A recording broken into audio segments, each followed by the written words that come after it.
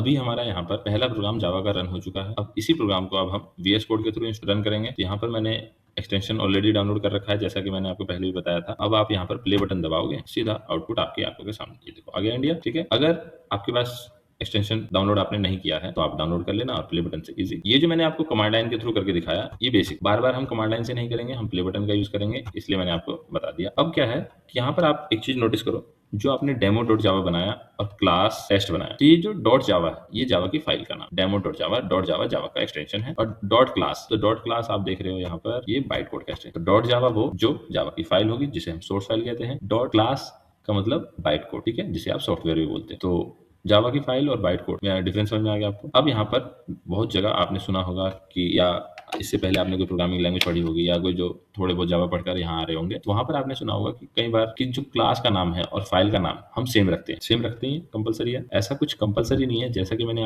अभी आपको दिखाया, डेमो डॉट जावा और क्लास टेस्ट दोनों ही अलग अलग नाम है और अलग अलग ही मैंने बनाया है। अब इसे मैं रन कर रहा हूँ तो इजी तरीके से ये रन भी हो रहा है, कमांड लाइन के थ्रू भी और वीएस कोड के थ्रू भी। इसका मतलब ये कि ये कंपलसरी तो नहीं है। अब क्या है कि एक स्टैंडर्ड फॉलो करते हैं अब हम यहाँ पर। अब स्टैंडर्ड क्या है, तो ये रखा क्यों गया, ऐसा कंपलसरी क्यों रखा गया, मतलब कंपलसरी नहीं है, इसे क्यों फाइल का नाम और क्लास का नाम सेम क्यों रखते हैं? तो वो इसलिए रखते हैं कि जब मैं एक दो फाइल और बना देता हूँ, जैसे डेमो डॉट जावा रख दिया मैंने, टेस्ट डॉट जावा रख दिया, तीन फाइल बनाई है मैंने, एबीसी जिसकी क्लास का नाम और फाइल का नाम सेम है, और डेमो डॉट जावा में टेस्ट है और टेस्ट डॉट जावा में एक्सवाइजेड है, जहाँ की आपको अब पता है यहाँ पर एक्सवाइजेड किस किस के क्लास का नाम। ठीक है, अब मैं यहाँ गया, यहाँ पे मैंने रिफ्रेश किया, अब मैं सबके बाइट कोड गेट करूँगा।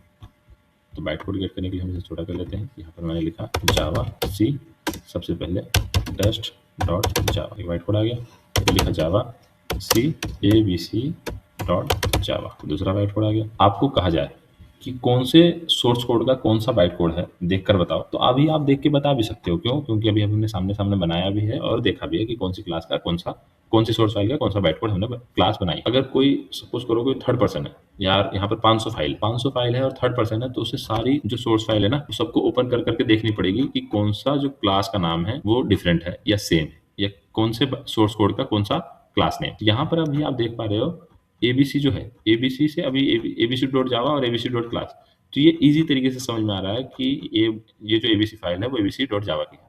डेमो में हमें समझ में नहीं आ रहा, टेस्ट में समझ में नहीं आ रहा, अरे यहाँ पर कंफ्यूजन भी है, देखो test dot Java test dot class, तो हो सकता है ना ये इसकी फाइल हो, यहाँ पे तो कंफ्यूजन ज्यादा क्रिएट हो रही है। अभी यहाँ पर 2-3 फाइल है तो इतना कंफ्यूजन है। अगर सपोज करो यहाँ पे 500 फाइल हो, 100 फाइल हो, तब क्या होता है, यहाँ पर डेवलपर कंफ्यूज हो जाएगा। तो इसलिए एक स्टैंडर्ड रखते हैं कि हम सोर्स फाइल का नाम और क्लास का नाम सेम रखते हैं।